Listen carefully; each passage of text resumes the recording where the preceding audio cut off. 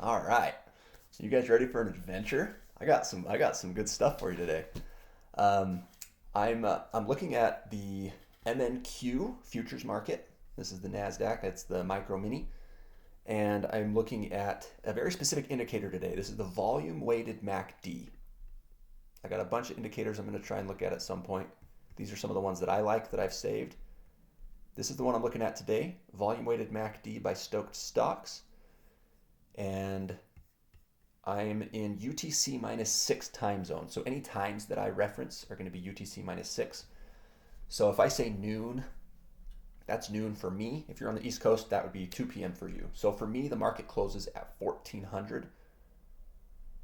If you look down at the bottom of the chart here, 1400 is when it closes. That's 2 p.m. for me.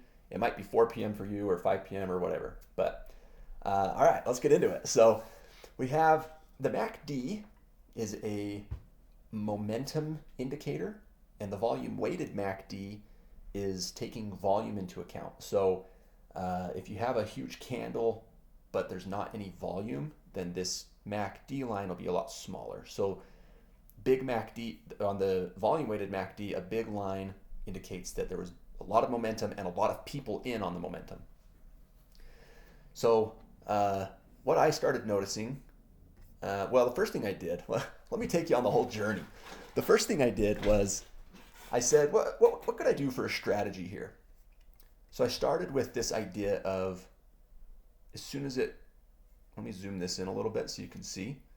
If you zoom this in like this, as soon as it goes above the center line, I would go long, and as soon as it goes below the center line, I would go short. So here I'd go long, here I'd go short, here I'd go long. The strategy is not very good. Long story short, I tested it over the last month. Today's August 23rd. I tested it from July 23rd to August 23rd. Pretty much broke even. I think I even lost a few points. And this is just me back testing, right? So I said, oh, okay. So I looked at all the trades and I said, which ones did well and which ones sucked? And so what I found, one of the patterns I noticed is that the Asian session is slow. And since this is a momentum indicator, it works well when there's momentum, and it doesn't do great when the market's going sideways. So I took out the Asian session trades, and suddenly it was making money. So let's take a look at that. Let me zoom this back out. Let's scroll back to July 23rd. I'm just going to show you a few. So to remove the Asian session from the equation, basically what I did was I said, I'm going to have any trade that starts in the European session or the New York session, I'll get in on it. And then I'm out by 2 p.m. I'm out when the market closes. So I'm never in a trade during the Asian session, and I never get into a trade during the Asian session. Now, obviously, there's some nuance here because are you really going to wake up and trade for 14 hours straight and trade the entire European and New York session? Probably not. But it's just cool to see how well the strategy does during that time frame. So let's start July 23rd. Let's make this just a little bigger so you can see it again. All right, July 23rd, here we go. So basically, I'm only looking at the MACD and the time of day. So you'll notice that as soon as this switches, one more thing I should say. Look at these where it switches, like they're so tiny, and you get one that goes positive and then it goes negative again. That's not a very strong signal. So here's the rule set. Here's the rule set for this trading strategy. You wait for you wait for the MACD to switch to the other way, and you wait for 2 signals. Let me show you what I mean. Here they're all above 0. They're green and orange. Green just means that they're getting bigger. Orange means that they're getting smaller, but they're still above 0. And if you look right up here, you can see the MACD number. So when I hover on this green bar, it's 6.86 up here in this top left corner. When I hover on the orange one next to it, it's 4.91. So it's getting smaller, but it's still above 0. Here, it's negative. So we've switched to negative, and here's our second negative in a row. So that means we would go short. You notice down at the bottom, the time of day is 8 a.m. For me. It's UTC minus 6 time. But we're in the, let's see, 8 a.m. would be the New York session. So this is a trade I would get into, and I would get in at the close of this candle. So I get 2 MACD signals negative in a row, and I get in at the close of this candle. And if you look at the top right up here, you can see the close value. So on that candle, and these are 1 hour candles. So the close is 23,199.75. I'm going to discard the decimals. You know, the decimals you're going to win a little or lose a little extra, and you have to consider your commission as well. So there's little things that are going to be different, but we're just going to use the whole numbers and see how this strategy does. So this says go short at 23,199. And then there's two ways to have an exit. The first way is if you get an entry signal the other way. So we would actually exit right here and go long. And then the other way you exit is if it hits market close right there, 1400. You can see the time down at the bottom. The next candle starts the Asian session. So at 1400, we're out. We close all of our positions at 1400. Okay, so this is our first trade for we're going to go July 23rd to August 23rd. Our first one, we go short at 23,199, and then we get out at 23,228. We lost some money, and we go long at 23,228, and then we get out at 23,410. Made a bunch of money. Okay, so I've got a spreadsheet. This is where I was just alternating back and forth, and by the end of the month, I had lost 68 points. What we're looking at right now is July 23rd to August 23rd, July 23rd to August 23rd, 2025. We get in short at 23,199, get out at 23,228. We lost 29 points, but we go long at 23,228, and at the end of the market, at the end of the New York session, we get out and we made 182 points. So that day, our running total, we made 153 points. Let's just do a couple more and then I'll show you how it all turns out. So you look at this one, it's a 9 a.m. down at the bottom. That means it's an okay time to get in. We have the MACD just switched and we had two MACD bars underneath zero. So we go short here at 23,388. You see the close up here. Short at 23,388. And the MACD doesn't switch over again until 1400, so we get out at 23,395. Short at 23,388, get out at 23,395. We lost 7 points. Okay, let's look at the next trade. That's not enough to get over. That's not enough to get over. Some of these are so small they're hard to visually see, so that's why I have to look up here at the MACD value. I think this is the next one here.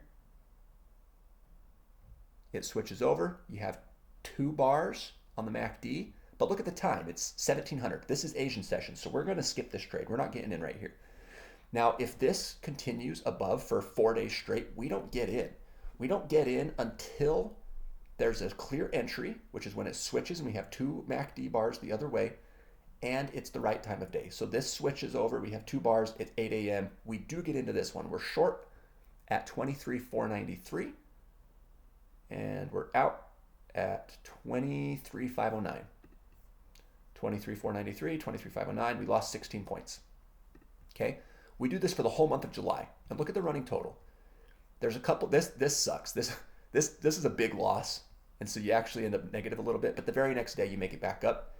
And you don't have any other huge losses like that. You got 108, negative 60. There's a couple losses, and some of them are okay, like decent sized. But look how many big wins you get. You have a 200-point win, a 200-point win, 200-point win, 200-point win. By the end of the month, the running total is up 1,396. You made 1,400 points. Now you can account for slippage. You can account for your commissions. You can account for the decimal places. Maybe you made 1,200 points. That's still decent. On a single micro MNQ here, 1,200 points is $2,400. On a single mini, if you're just on the NQ doing this with a single NQ, that's $24,000 in a month. That's insane. That's a lot of money. Okay.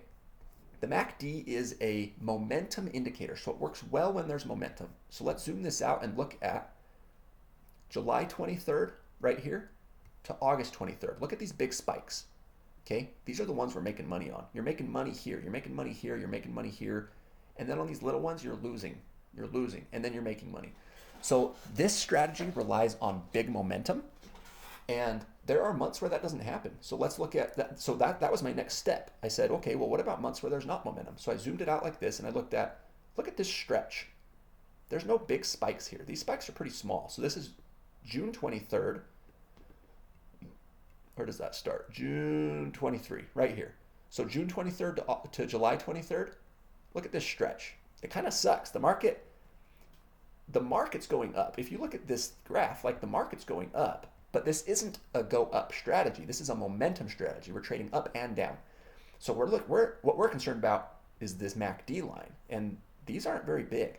So I was like, well, let's take a look. So I did June 23rd to July 23rd, 2025, and here's how it panned out. You got a couple wins, a couple losses, a couple big losses in a row, and at the end of the month, you kind of just break even. You end up down 19 points, right? But like, there's a point in time where you're down 115, down 100, up 145, but it's never like big. It never really took off. You were never up or down more than 200 points. I think this is the biggest right here, 167, 178.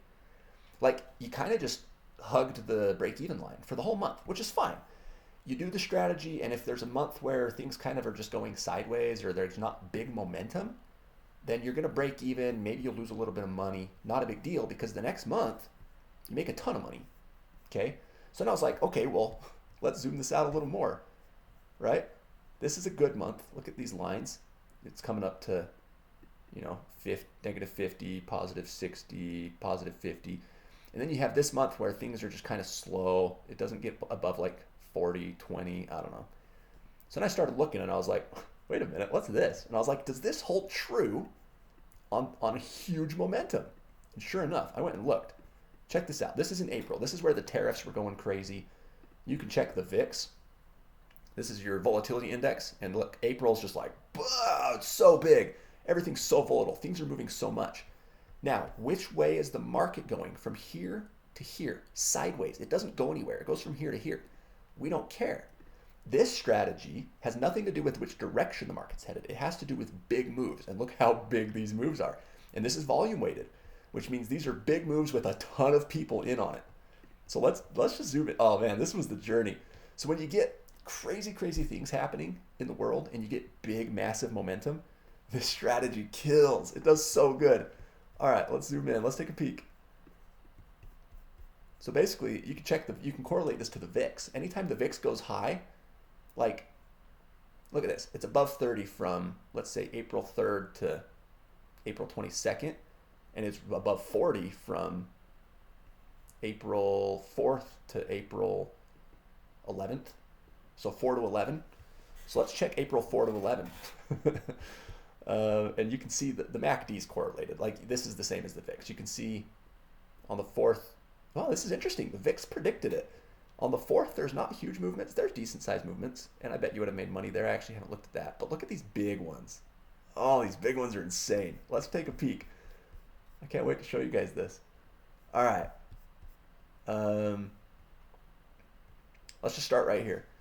So let's look at the MACD number up here in the top left. We've got positive 1.71, positive 37.18. So we're long. Right here, we would go long at 6 a.m. That's an okay entry. We would go long at 17,166.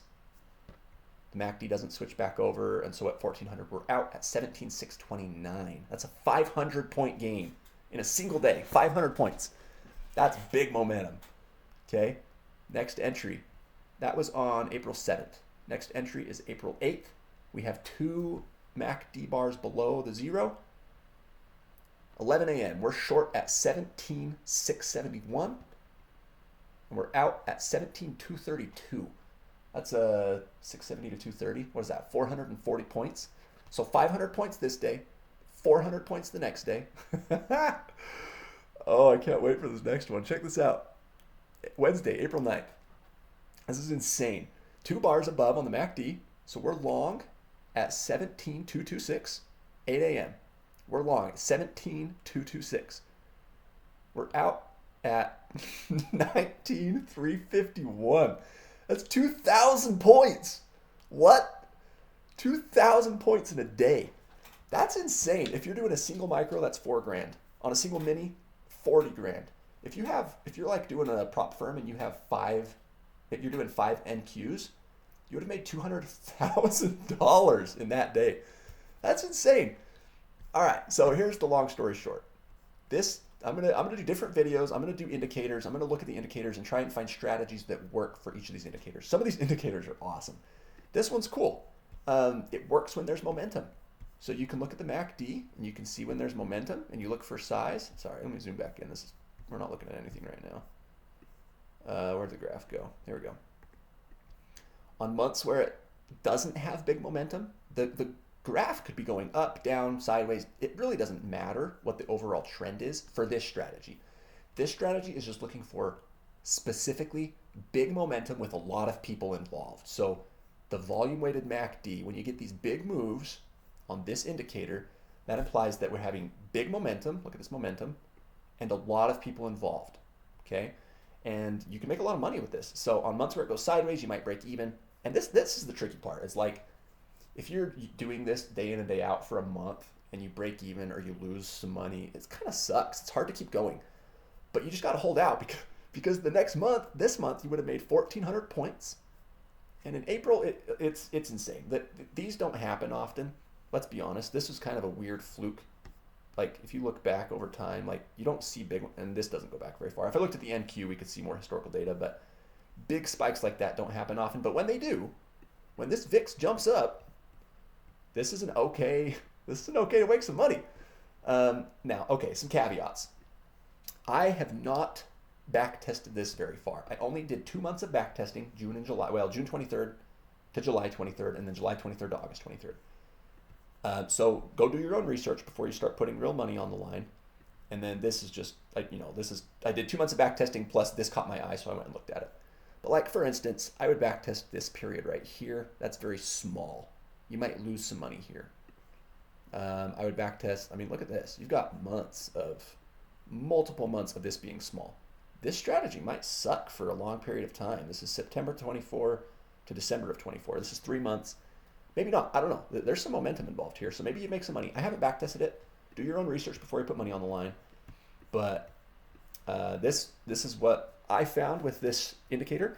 Another thing to think about is that there's other things you could test, right?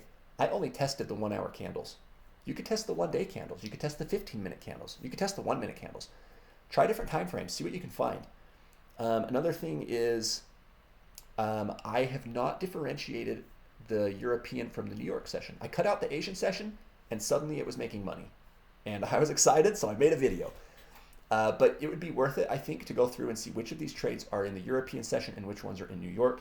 And if you can refine it even a little bit more, maybe if you cut out one of those sessions or add a couple more rules, you can cut out some of these huge losers, and then maybe you're making a little bit of money some months and making a lot of money other months. I don't know. I haven't looked into it. It's worth looking at. Another thing you could do, instead of just checking the 1 hour, the 15-minute, the 1 day, you could see how they correlate, right? Maybe on the 1 hour, that's where you get in, but then maybe you can keep an eye on the 15-minute, and maybe the 15-minute MACD kind of gives you a heads up before the 1 hour is going to switch over, and maybe you can cut your losses a little quicker if you could look at how the two correlate. I don't know. I haven't looked at it. This is all I've done. So that's all I have for you today. If you liked the video, please push the like button. It takes half a second, and it helps me out a lot. It lets the algorithm know that this video is worth showing to other people.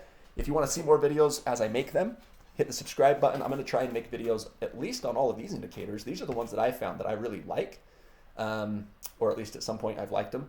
Some of them work well on the NQ. Some of them work well on other commodities. But I'll do videos for each one, and then I'm going to keep an eye out on...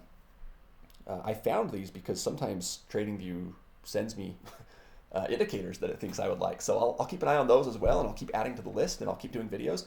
And if you have any indicators that you like that you want me to look at and try and find good strategies for, comment, let me know what they are, and I'll try and do some videos on that as well. And I think that's all I have for you guys. So thanks for watching.